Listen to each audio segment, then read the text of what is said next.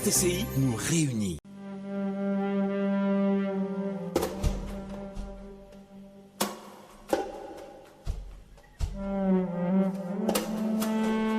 Radio Tunis, chaîne internationale présente الجازية الهلالية. عذب الجمال قلبي عندما اختار الرحيل. الجازية الهلالية de Mohamed El Marzouki dans une traduction d'Anwar Atiya réalisée par Mohamed Mokhtar Louzir. قلت يا جمال صبرا قال كل الصبر عيل.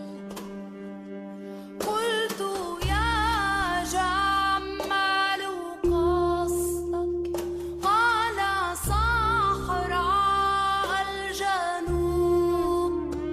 قلت ماذا ضم حملك قال علكا وطيوب.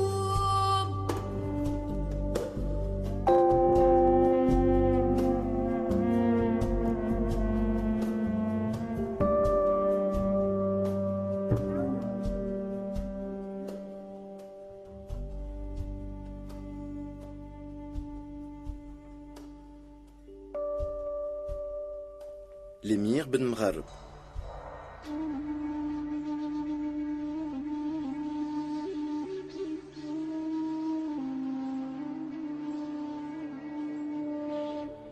Personne des Beni Rora ne connaissait les Hilaliens qui venaient d'arriver dans leur camp. En les abordant, l'émir Mavi leur demanda de quelle tribu ils étaient. Mar'i lui répondit qu'ils descendaient des Hilal ibn Amr. Tes cousins donc, des parents par le sang. Bienvenue à vous tous. Mais puis-je savoir où vous allez? Nous sommes des poètes, faisant route vers le nord, en quête d'émirs pour faire leur éloge. Cousins, vous et moi sommes du même sang. Pourquoi me cachez-vous la vérité?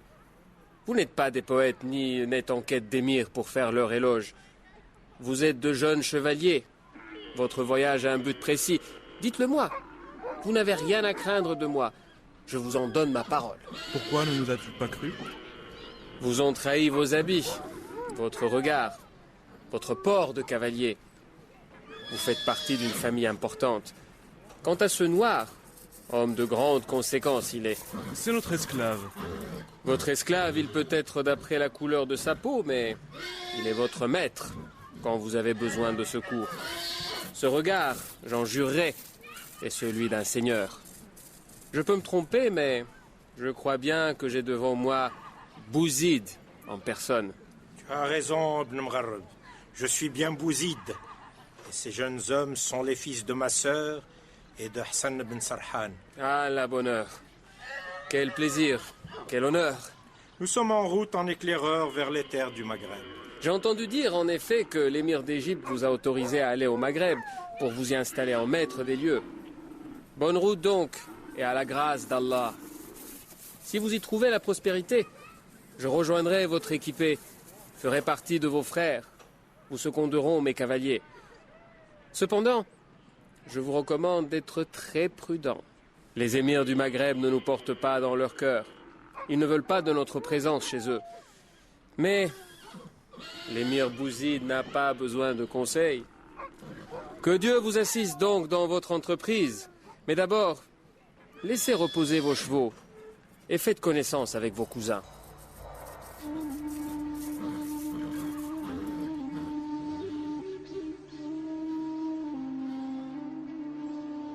La mort de Younes.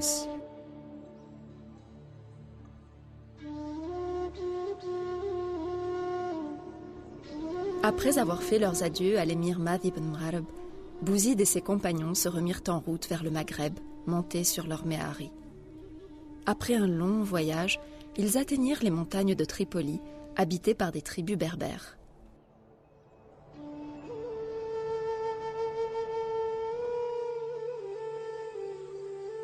Dans les jardins de la région, qui en comptaient beaucoup, on pouvait trouver toutes sortes d'arbres, des oliviers, des figuiers, bien d'autres fruits, ainsi que toutes sortes de légumes.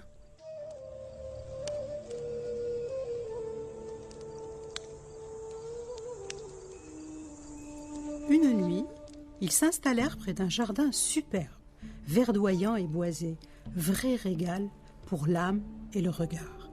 Mais voilà que Younes s'avisa de lâcher les chameaux sur le jardin, dont ils se mirent à détruire les arbres et à piétiner les légumes et les fruits, le saccageant entièrement. Quand le propriétaire s'aperçut de l'intrusion des chameaux dans son jardin, il crut d'abord qu'il s'agissait de bêtes égarées. Mais quelle ne fut sa surprise quand il découvrit Younes qui était là à les surveiller. À qui sont ces chameaux? À des gens de grande noblesse. Tu en es le propriétaire? Ben oui. Et ça ne te dérange pas, cette destruction des biens d'autrui?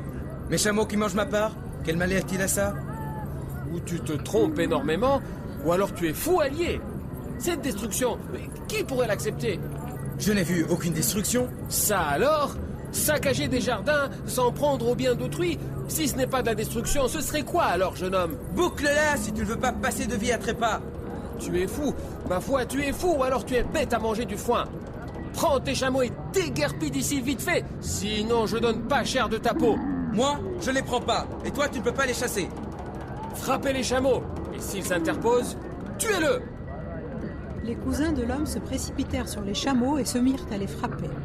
Vous frappez les chameaux? Vous ne l'emporterez pas au paradis, maudit! En disant cela, Younes sortit son épée, ce qu'immédiatement firent les autres, avec les leurs, tandis que le propriétaire s'exclamait en direction de Younes. Par Allah, je n'ai jamais vu pareil visiteur. Tu t'en prends à mon bien et tu tires ton épée contre moi. Ton bien? Le jardin? Tu te fais des idées, espèce d'idiot! Ça alors, serait-il le tien de bien? Ou peut-être alors celui de Satan? Qu'on le tue! Qu'on le tue! Qu'on le tue! Qu'on le tue!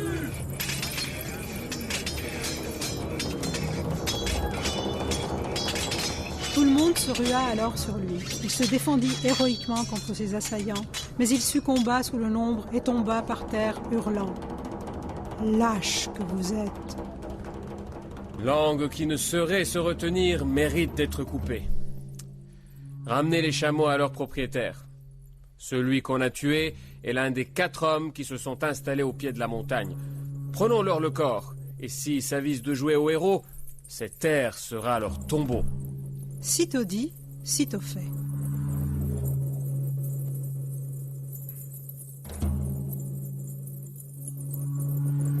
Quand Mar'i les vit s'approcher de l'endroit où lui, Yahya et leur oncle Bouzid se trouvaient, il cria à l'adresse de son oncle. Qui sont ces gens qui viennent vers nous? Mais ce sont nos mairies qu'ils ont avec eux. Quand ils furent arrivés, les gens du jardin jetèrent devant eux le corps inerte de Younes. Votre ami est mort, bonnes gens. Voici vos chameaux. Maintenant, quittez les lieux sans tarder. Younes mort! Malheur à vous, maudit! Il a lâché les chameaux sur notre propriété, qu'ils ont saccagé toutes. Ses plantes, ses fruits, et quand nous lui avons parlé le langage de la raison, il a proféré à notre encontre des menaces qui font dresser les cheveux sur la tête. Il aurait dû réfléchir avant de parler. Il n'a eu que ce qu'il méritait. Chien que vous êtes, fumier! Pas un mot de plus!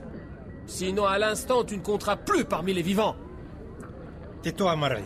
Ils sont trop nombreux. On ne peut les affronter. Laissez refroidir le mort. Le jour certainement viendra où nous le vengerons. Comment puis-je me taire, oncle? Quand devant moi il y a Younes mort sur terre étrangère, avec personne qui se soucie de lui. Ne compromets pas notre voyage par ta langue. Dans ton cœur, enfuis ta colère. Nous sommes des étrangers ici, et l'étranger n'a aucun ami sur qui compter. Puis, Bouzid se tourna vers le propriétaire du jardin et ses hommes et leur dit « Laissez le corps et les chameaux, et partez tout de suite d'ici. »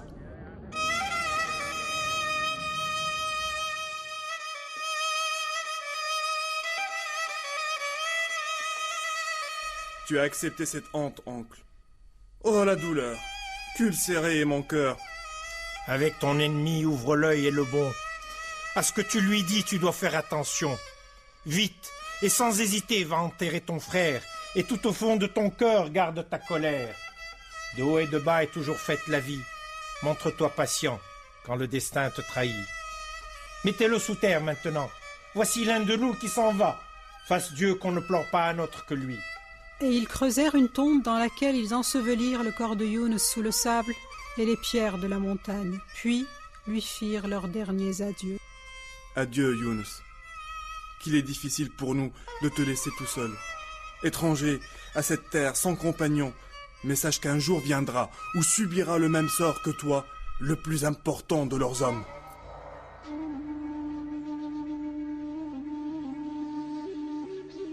La verte terre d'Ifriqiya.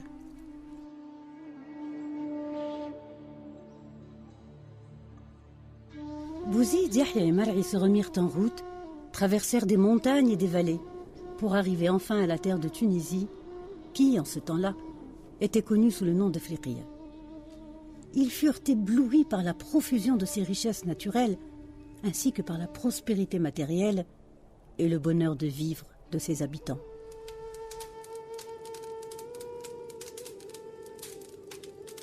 Charmés par l'endroit où ils étaient, ils décidèrent de s'y installer. Or, cet endroit se trouvait être près de l'un des campements militaires de Zneti. Assis autour d'un feu qu'ils avaient allumé, ils se mirent à bavarder. Que dis-tu, oncle, de ce paradis sur terre? Une terre à la prospérité sans égale.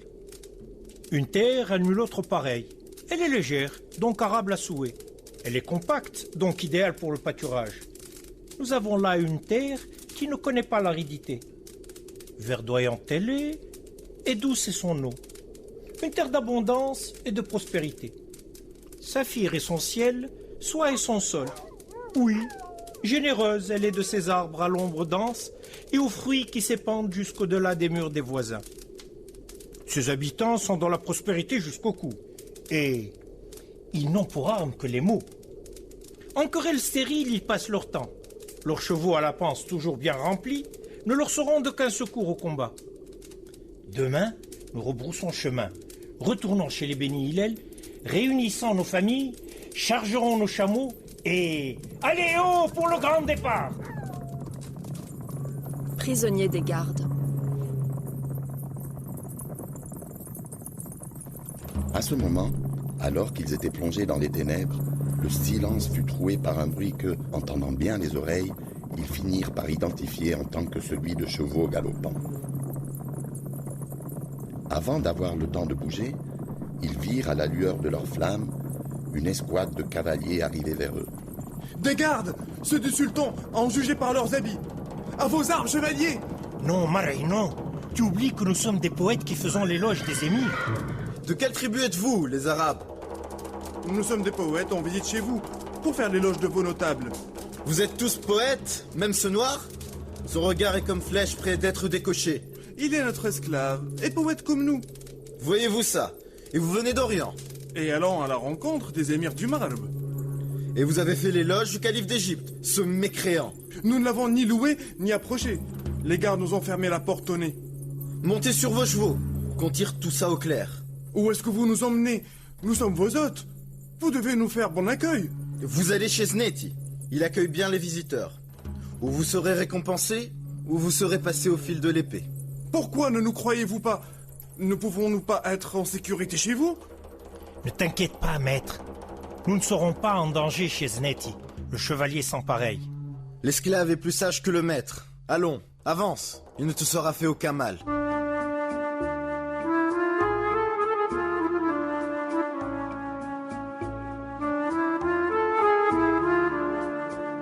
RTCI vous a présenté El Jizya Lehlaliya de Mohamed Marzouki dans une traduction de Anwar Atiyah, édité par la maison Sahar.